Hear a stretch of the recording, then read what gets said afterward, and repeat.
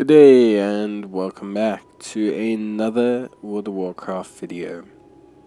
In this video we're going to talk a little bit about LFR and basically, a little bit about what doesn't work with LFR, but ultimately why I think LFR is not that bad an invention. Now there's a couple failings to LFR. I'm going to start first with the big one, the big elephant in the room. LFR and LFG or PUG, like random assorted allocated gameplay, doesn't create a wholesome community. You don't have to interact with players, you get shoved into an instance that's relatively easy to beat, and so what it does is it detracts from a sense of community. This is the biggest failing of any kind of pugging system. However, you need to understand that it exists in all games. There's normal raids in Final Fantasy. A lot of people will say that they are, require communication or knowing what you're doing. This is exactly the same concept as LFR. I've played both. They're on the same level. There is no difference. The second failing of LFR, and it's a very brief one, but the second failing of LFR generally is that it struggles in prepping you for actual pugging content. So it doesn't prep you properly for real in-game content. You can kind of fumble your way through it, especially if you have things like DBM installed. You tend to find yourself able to kind of basically fall into success. But there are a lot of benefits. And so those benefits for me are very similar to what I see as the benefits of normal raid in Final Fantasy. So normal raid in Final Fantasy, and I talk about it a little bit because for me it's the most adjacent content from probably the most adjacently popular MMO. Normal raids in Final Fantasy are essentially the same level of content. They're a bit smaller in terms of number. So like whereas LFR has quite a few units, has quite a few members taking on the content at quite a big time, normal raids are a little bit smaller grouped. So a little bit smaller grouped, and then you get things called alliance raids, which are very similar to LFR.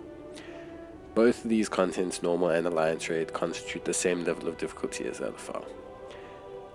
Their purpose is a side story based content in Final Fantasy. So Final Fantasy justifies its main quest that you never have to truly take on, technically speaking, in-game content. Like very rarely will you have to engage beyond anything that is a dungeon. In World of Warcraft, raids are the direct insert of the main storyline quest.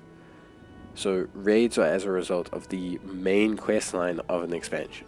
Raid bosses and raids constitute the culmination of each chapter of the story for that expansion. They're not side stories. They're not things that you're supposed to be able to skip. Players are supposed to do a raid. They interact with quests. They interact with quest lines. The characters in them serve a purpose. And so it's incredibly important that when you are doing the LFR or the raid, that you have the ability to complete it to a certain extent. Now, do I think it properly prepares you? No, I don't think so. Like I said, you can kind of stumble your way, especially with DBM and some of the mods that are available nowadays. Whether that's even your issue or not is up to you. But you can kind of fumble your way through them. Like I stated, it's not impossible to find yourself falling into success in LFR. Stick on DBM, listen to the prompts, kind of stay out of the way of all the things that are glowing, and you tend to find success. But this is the same in a lot of adjacent contents, the same in normal and alliance raids. In Final Fantasy, only one really I think is maybe Guild Wars, and a couple games like that have incredibly tough, challenging raids. But again, a lot of them are not adjacent to the story. World of Warcraft services its story through its raids, and this, unless this changes, will be the only way that World of Warcraft can constitute not having an LFR level entry difficulty.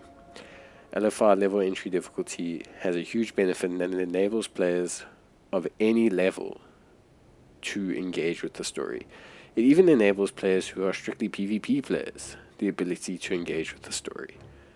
So maybe a PvP player doesn't want to go through the difficulty of a raid, but he really wants to find out why Sarkareth and Neltharion have, done certain things. He can engage in LFR. That's kind of the purpose it serves, and I think we all obviously understand that, but I think it's often overlooked how big the casual player base is in an MMO. A lot of players understand that yes, it is the hardcore community that drives forward your economy, drives forward your game services and things like that. But in terms of like player base, casual players make up the predominant level of players in an MMO. And without a way to casually experience World of Warcraft story, that could be a huge roadblock towards players enjoying themselves. Now, do I think they could clean up a couple of things? I do think so. So I think something that World of Warcraft really struggles with in all difficulties of raids is telegraphing. They try really, really hard, but with the level of particle effects, spell effects, move effects, their system of denotation is very different. So one thing that Final Fantasy does have that I do like, it has a universal indication system. So when a boss is doing a move, if that move targets a tank or targets a single character, that character has a certain sign above their head. If that character is being targeted by a move that requires players to stack, they will get a certain symbol above their head. These kind of clear indicators do help with being able to integrate, I don't want to say harder mechanics, because I can promise you it's not harder. I actually find LFR harder because it's just a nightmare playing with certain people in LFR.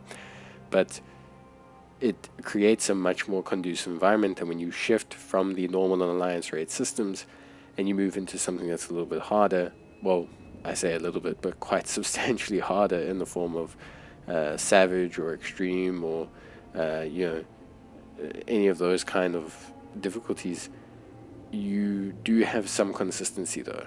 So even though the mechanics will change, your mechanics will be added, you still have the consistency in the denotation of those things. And I think that's the one thing that LFR and just raids in general World of Warcraft could benefit from. With that being said, I do think LFR has a great purpose. I think it really is something that is more than fine in the position it's in.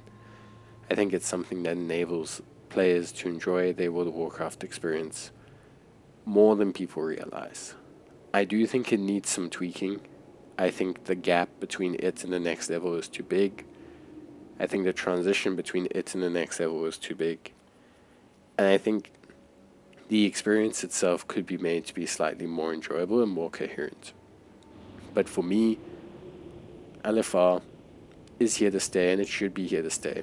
And I think the way it services the casual community is more beneficial than the detriment it makes to some of the community functions as a whole. At least in the current state of the raid ecosystem and display system.